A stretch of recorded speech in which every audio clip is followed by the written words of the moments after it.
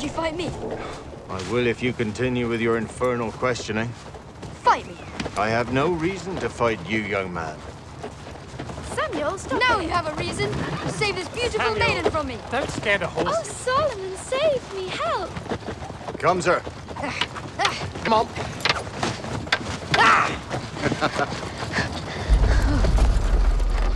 Samuel, get back to the car. Go on. Welcome back to the AVForums discussion with Michael Bassett, the writer and director of Soloman Kane, part 3.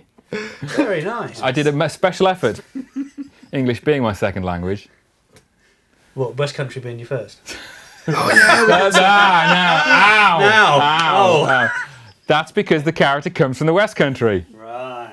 And because James Purefoy comes from the West Country. So, yes, it is unusual to hear a heroic character have something that isn't a received BBC Shakespearean English accent. And we talked about it a lot, actually. See, it could have gone comical, couldn't it? It could really could have done that. It really could have gone too far the other way, but it doesn't. It stays authentic, and you know, you buy into it. Yeah. I mean, we did. To be honest, in post-production, in the sound work, we did actually go back and pull back some of that accent. We re-recorded some of the dialogue, and I know James, you know, was going a little bit crazy because we say, no, too much yokel. Just come back, and you know, I think we found a place where the voice is pretty good.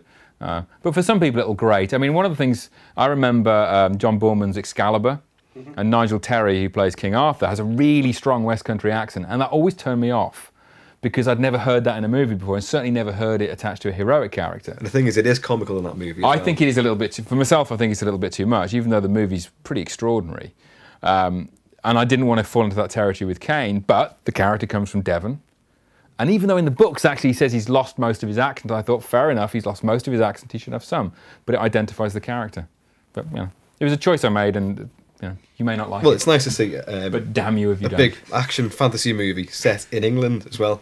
Yes. Which is very unusual. Well, it's unusual to have one set in England. It's unusual to have one made in the UK.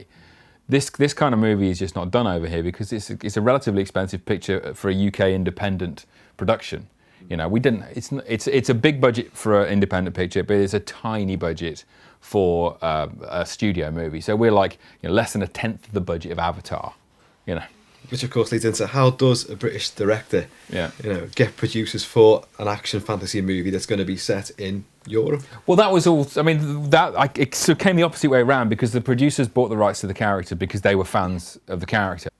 So it's pretty hard to put a film of this scale together out of the UK because there's just not the budgets for it. So it has to be a kind of international co-production. There's no studio money in Soloman Kane at all, which is why it's a relatively tiny budget, which we had to stretch a hell of a long way to make the movie look bigger than it really is, and hopefully it does look like that. It does look big. It looks epic. Yeah, good. I got something right at least. But the money came from Europe and from the international distributors as well, and you know, and it's cobbled together, and a couple of the producers invested millions of their own dollars into it as well. So it was a passion project for everybody involved, and it's taken them sort of 15 years to bring the character to the screen. In the sense they had lots of scripts written before I was involved, and then they asked me if I'd do a script, and I wrote a script, which was initially just going to be for another director to do. Yeah. You know, but I wanted to do a fantasy movie so desperately. I said, no, I'm the director for the job. And then, no, it's a good script. Now we're going to get a proper director. It's like, no, you know, you must let me prove myself. So even though you started off in like low budget horror, yeah, do you want to move out of that? I don't want to move out of it because I love horror. You know, it would be really disingenuous to suddenly say I don't like the genre that I started off in. I absolutely love it.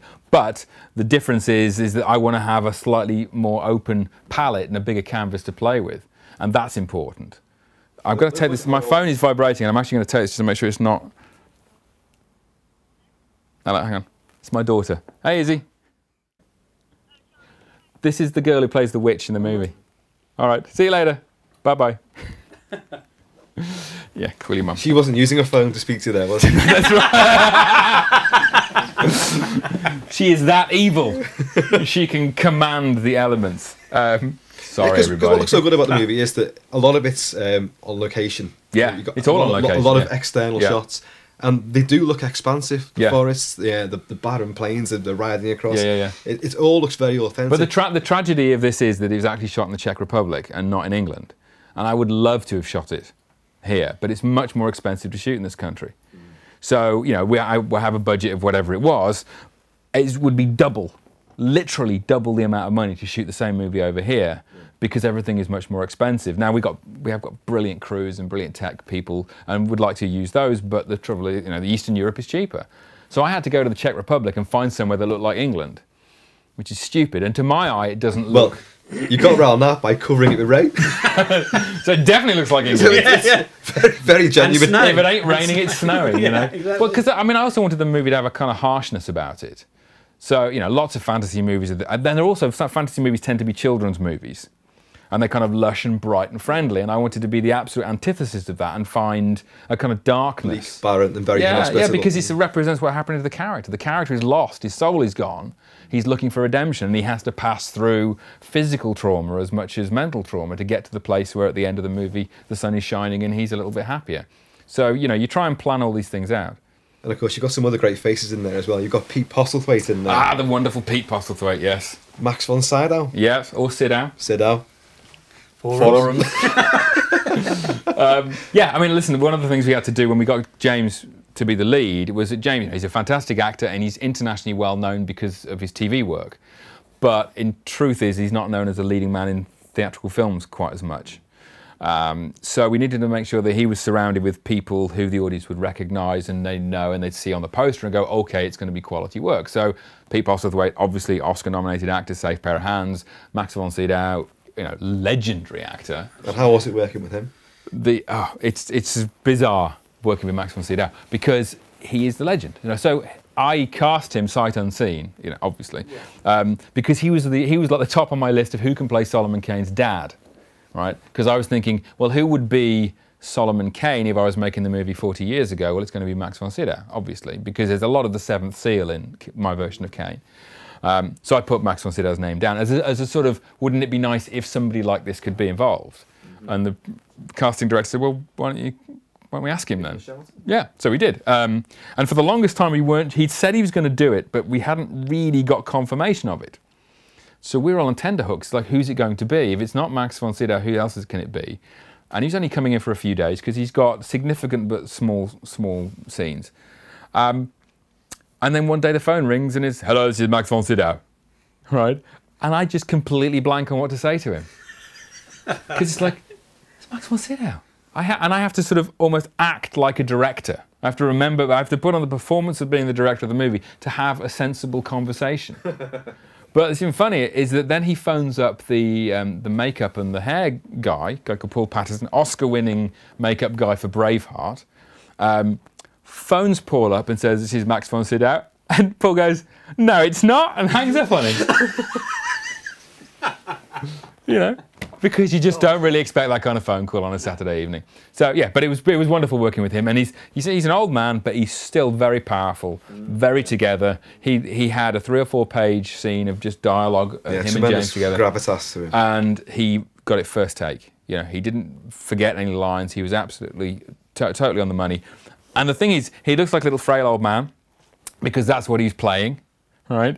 But then I go to help him up because he's an 80-year-old guy and you got to let me help you out. He's like a bull.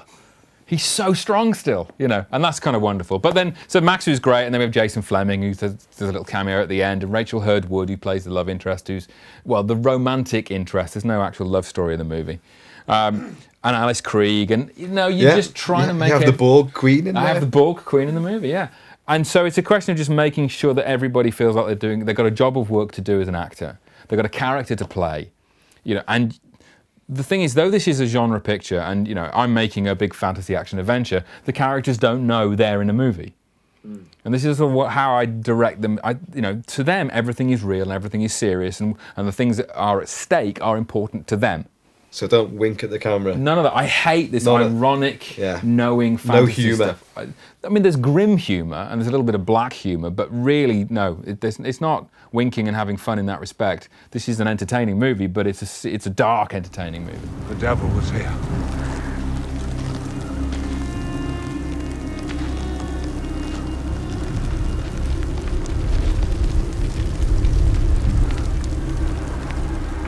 Oh, there was no devil.